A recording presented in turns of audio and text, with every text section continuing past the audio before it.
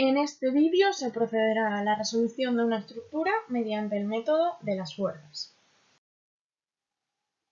En este punto se va a presentar la estructura. En este caso, el ejercicio a resolver se trata de una estructura de nudos rígidos y abierta. A la derecha se pueden ver los datos correspondientes a la misma, como la longitud de las barras que la componen, el valor de las cargas puntuales, el valor del incremento de la temperatura en la barra horizontal, la rigidez del muelle, etc. El primer paso en este ejercicio es el cálculo de los diagramas de momentos flectores, de esfuerzos normales y cortantes. Para ello, el primer paso es calcular su grado de hiperestaticidad. Como en este caso tenemos una estructura de nudos rígidos abierta, su grado de hiperestaticidad interno será 0. Y el que debamos calcular es el externo, que sigue la ecuación que podemos ver ahí, que serían las reacciones menos las ecuaciones de la estática. Las reacciones van a ser debidas a las condiciones de contorno de la estructura. Entonces, el apoyo fijo que tenemos en A nos proporcionará dos reacciones, el apoyo móvil en C una y el muelle en B otra. Por tanto, tendríamos 4 reacciones menos 3 ecuaciones de la estática, tendríamos un grado de hiperestaticidad 1. ¿Qué significa que el grado de hiperestaticidad sea 1? Quiere decir que existe una incógnita hiperestática. El segundo paso sería calcular el sistema base. En este caso, lo que se va a hacer va a ser sustituir el muelle, que en el caso de los muelles tiene que seguir presente, no se elimina, pero se va a tomar como fuerza hiperestática la reacción en muelle con el sentido que puede verse en la pantalla. El tercer paso sería calcular la ecuación de compatibilidad. Al tratarse del desplazamiento relativo del nudo B, que en este caso es un punto común de la barra y del muelle, su desplazamiento total es nulo, es 0. Entonces, el valor de la fuerza x1 será el cociente entre el desplazamiento debido a esa fuerza x1 en el sistema 0 y el valor del desplazamiento debido a esa fuerza x1 en el sistema 1. Y pues con un menos delante. El paso 4 sería la definición de los sistemas 0 y 1. Para la definición del sistema 0, lo que hay que hacer es resolver la estructura sin tener en cuenta la incógnita hiperestática. Se tienen en cuenta todas las demás fuerzas aplicadas menos esta. Entonces, en este caso, se aplican las ecuaciones de equilibrio sobre la estructura. Sumatorio de fuerzas verticales igual a 0.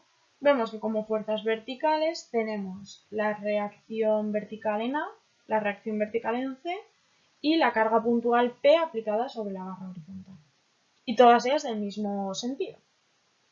Como sumatorio de fuerzas horizontales igual a 0, en él vamos a tener como fuerzas la reacción horizontal en A y la carga puntual P aplicada en la barra vertical, también del mismo sentido.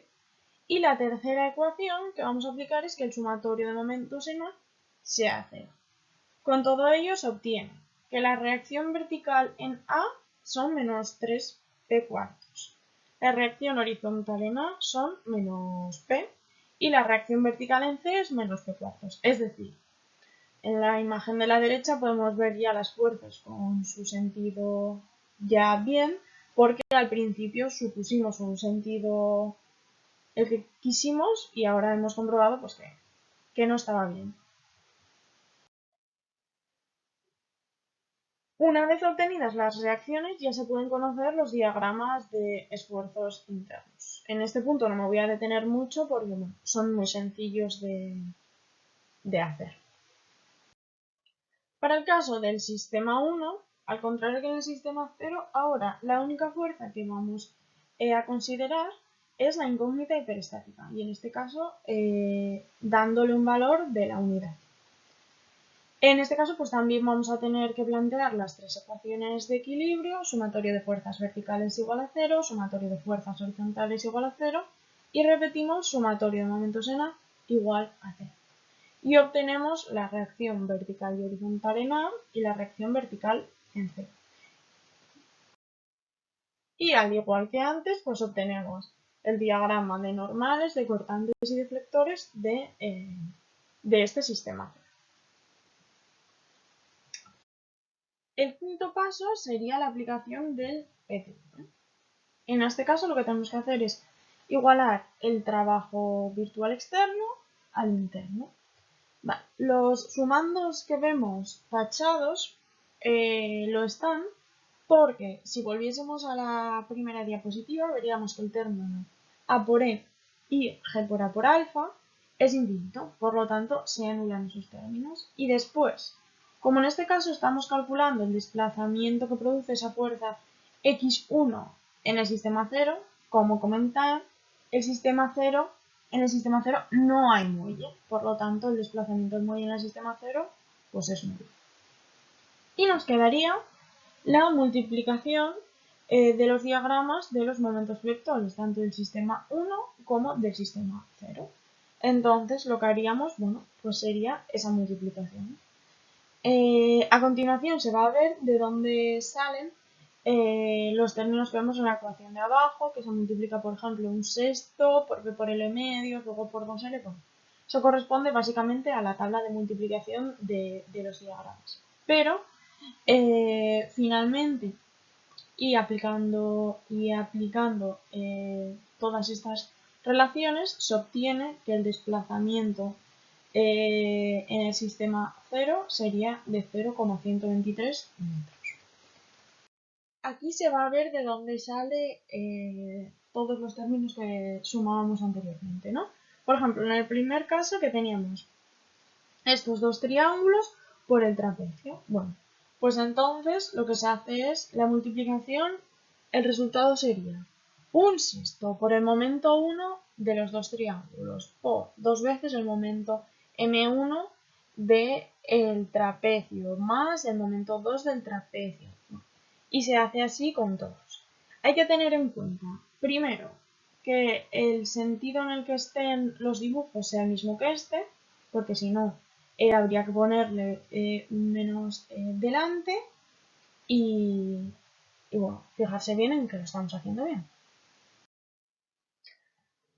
Ahora vamos a calcular el desplazamiento que produce esa fuerza x1 en el sistema 1.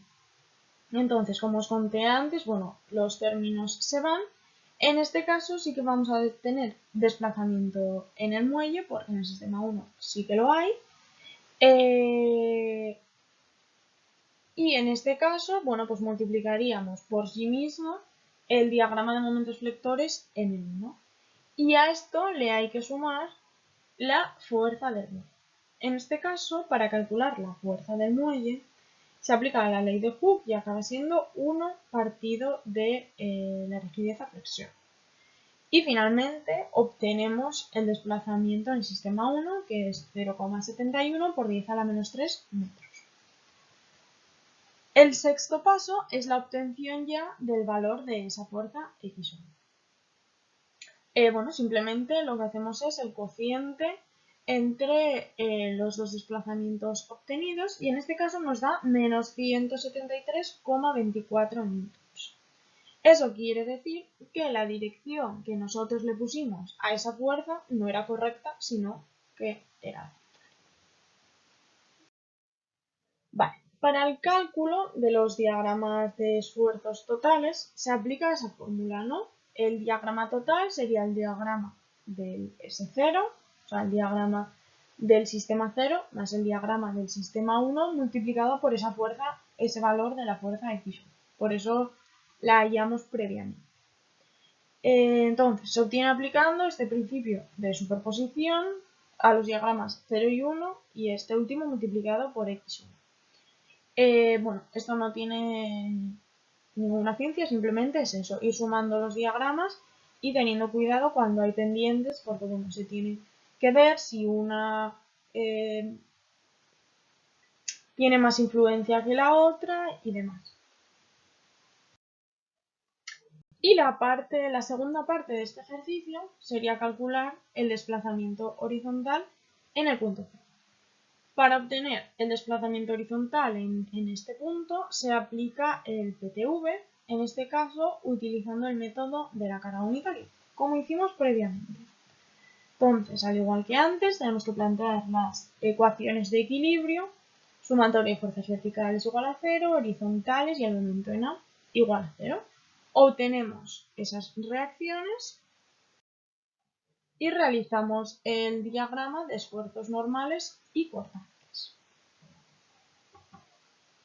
Ya lo que nos queda es la obtención de ese desplazamiento horizontal en C. Entonces, para ello aplicamos también el PTV, igualamos el trabajo virtual externo al interno y al igual que antes multiplicamos los diagramas. Pero ahora vamos a multiplicar los diagramas que obtuvimos al calcular con el método de la carga unitaria el desplazamiento horizontal en C por los diagramas totales obtenidos de la suma del sistema 0 más el sistema 1 por epsilon. Como os expliqué antes,